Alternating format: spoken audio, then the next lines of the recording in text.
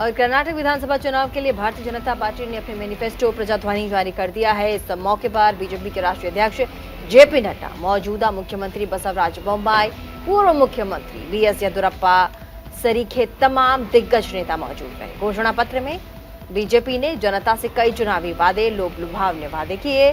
BJP ने वादा किया कि फिर से सत्ता में आने पर यूनिफॉर्म सिविल कोड यानी कि यूसीसी को कर्नाटक में लागू करेगी। बीजेपी ने कहा कि वो यूनिफॉर्म सिविल कोड के लिए एक हाई लेवल कमेटी बनाएगी। इस कमेटी के सुझावों को आधार बनाकर यूनिफॉर्म सिविल कोड को लागू किया जाएगा। बीपीएल कैटेगरी में आने वाले सभी परिवार को 3 गैस सिलेंडर हर साल मुफ्त में दिए जाएंगे। साथ ही पोषण योजना शुरू की जाएगी, जिसके तहत बीपीएल परिवारों को हर दिन आधा लीटर नंदिनी दूध, हर महीने 5 किलोग्राम श्री अन्न दिया जाएगा। एक बार आप भी सुनिए आज घोषणा पत्र में क्या कुछ था।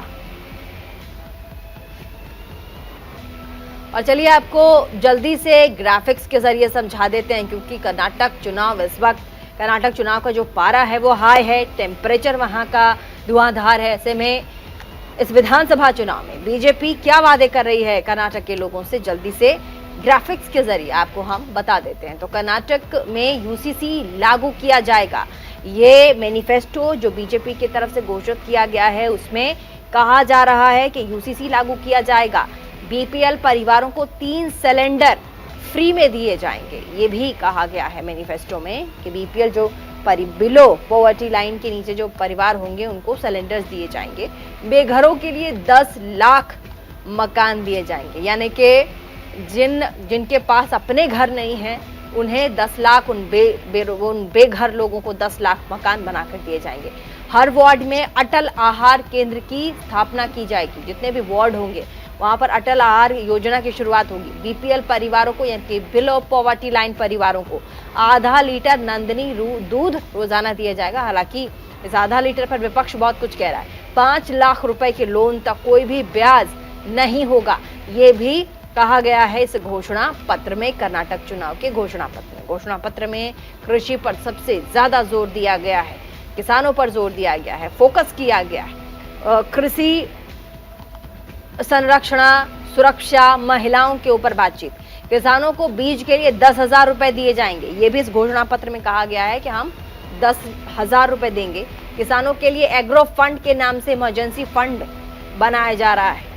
साथ ही आगे बढ़ेंगे और ग्राफिक्स के जरिए आपको बताते चलेंगे आज के इस घोषणा पत्र में क्या कुछ खास रहा। बिलो पॉवर्टी लाइन परिवारों को 5 किलो चावल, 5 किलो मोटा अनाज दिया जाएगा। मिलेट्स, जिसकी शुरुआत इस साल प्रधानमंत्री नरेंद्र मोदी ने और बिल गेट्स ने की थी, मिलेट्स भी दिए जाएंगे। मैन्युफैक्चरिंग सेक्टर्स में 10 लाख नौकरी सृजित की जाएगी, ये भी कहा गया है। एससी एसटी महिलाओं के लिए 10,000 की एफडी होगी। शेड्यूल कास्ट, शेड्यूल ट्राइब महिलाओं के लिए 10,000 एफडी भी होंगे। सीनियर सिटीजन का हर साल का फ्री हेल्थ चेकअप किया जाएगा। Free health checkup. साथ ही सरकारी नौकरी की तैयारी के लिए आर्थिक मदद भी की जाएगी। आगे बढ़ेंगे, अब बात असम के मुख्यमंत्री हेमंत बिश्वा शर्मा की कर लेते हैं, जो इन दिनों कर्नाटक विधानसभा चुनाव में जमकर बीजेपी उम्मीदवारों के लिए प्रचार प्रसार कर रहे हैं। इसी कड़ी में मुख्यमंत्री हेमंत बिश्वा शर्मा ने कर्नाटक के तुमुकूर में एक प्रेस कॉन्फ्रेंस करके कांग्रेस पर निशाना साधा और कहा कि मुझे नहीं लगता कि कांग्रेस कुछ कर सकती है। किसी को यह ख्याल नहीं रखना चाहिए कि कांग्रेस सत्ता में आएगी, ख्याल भी नहीं होना चाहिए। प्रेस कॉन्फ्रेंस में उन्होंने कहा कि कांग्रेस अगले 100 साल तक नहीं जीत पाएगी। जनता समझ गई है कि कांग्रेस सिर्फ खोखले वादे करती है। वहीं कांग्रेस अध्यक्ष मल्लिकार्जुन खड़गे के बेटे प्रियंक खड़गे ने प्रधानमंत्री मोदी पर विवादित बयान दिया और कहा कि प्रधानमंत्री मोदी को नालायक बताया है।